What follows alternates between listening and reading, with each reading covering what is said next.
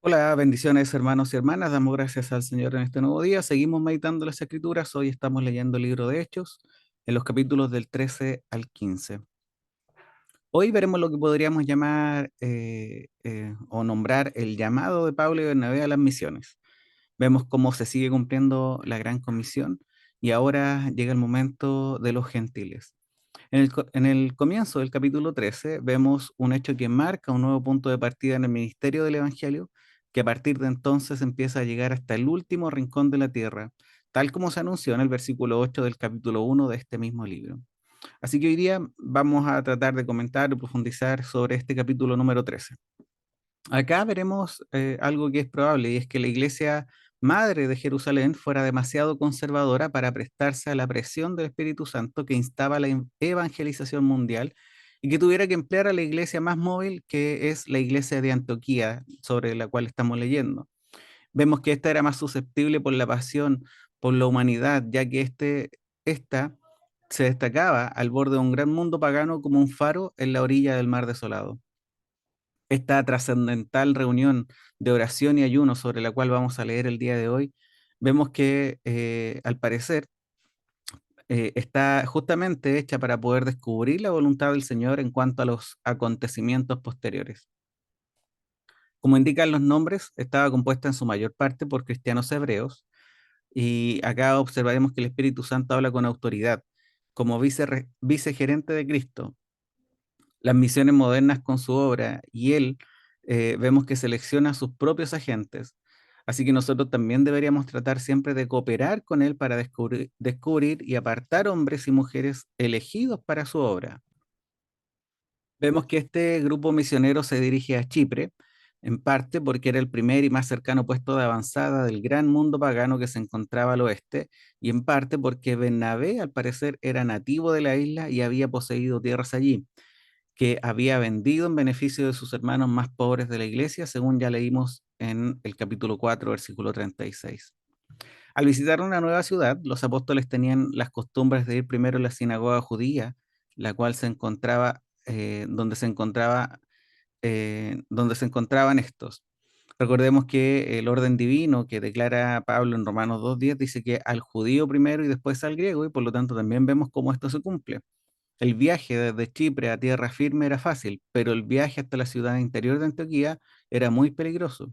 Eso lo sabemos por la segunda carta de Corintios. Y en este relato, en el versículo 16, vemos que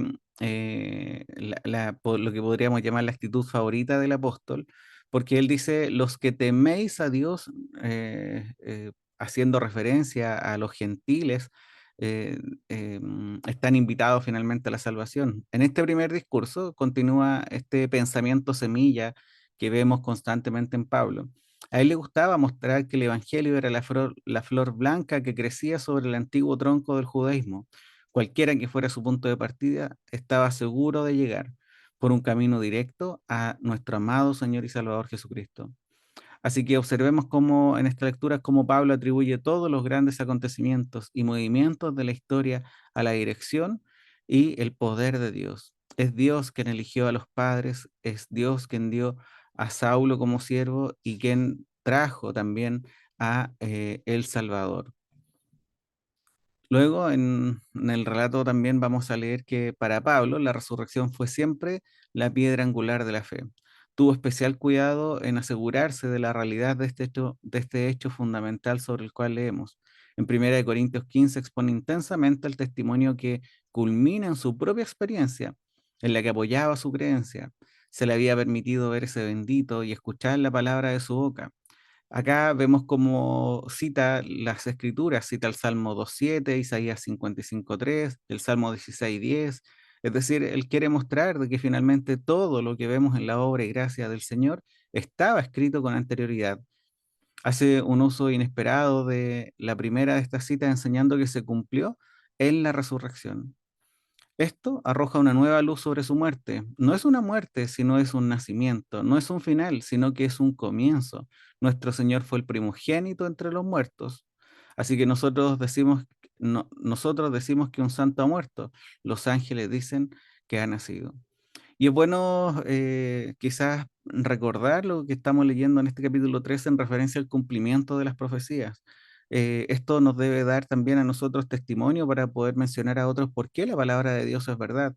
Vemos como estos escritos donde encontramos de tantos años antes, vemos a cabalidad cómo se van cumpliendo con la vida de nuestro Señor Jesucristo y también con su resurrección.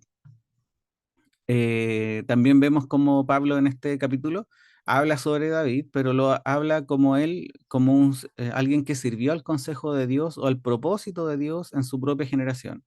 Y este también debería ser un objetivo para nuestras vidas, nosotros poder servir en medio de esta generación, no para subir, ni para ganar dinero, ni para complacernos a nosotros mismos, sino que para servir la voluntad del Dios que nos envió. También veremos cómo se expresa en este capítulo la doctrina de la justificación de la fe, tan estrechamente asociada a toda la obra de Pablo, pero sin embargo acá vemos cómo se expone por primera vez. ¿Y cuál es esta? Bueno, en Jesús hay perdón para los que confían en Él. Los pecados pasados quedan absolutamente eliminados y nunca más serán nombrados y nunca serán mencionados en ningún día del juicio futuro. Nuestro historial es tan claro como la arena que ha sido barrida por las olas del mar. No solo somos perdonados, sino que también somos justificados. Somos tratados como si nunca hubiéramos pecado y somos justificados de todas las cosas. Así que esta es la salvación que hemos recibido por medio del Evangelio que se nos ha sido predicado, pero también tenemos la obligación de poder compartir este Evangelio a aquellos que necesitan ser limpiados como lo fuimos nosotros. Es posible que se sienta justificado o perdonado, pero si está confiando en Jesús, está en este momento tan ciertamente y tan plenamente justificado como lo han sido los santos del cielo. Así que recuerda que lo que el Señor ya ha limpiado, ya ha borrado, es suficiente, porque el sacrificio del Señor es suficiente. También veremos en estos relatos la reacción, podríamos decir, de los judíos, el orgullo, así como los celos de los gentiles que se agolpaban en el redil, incitaron a los judíos al antagonismo, pero no pudieron erradicar la semilla que había sido esparcida tan profusamente.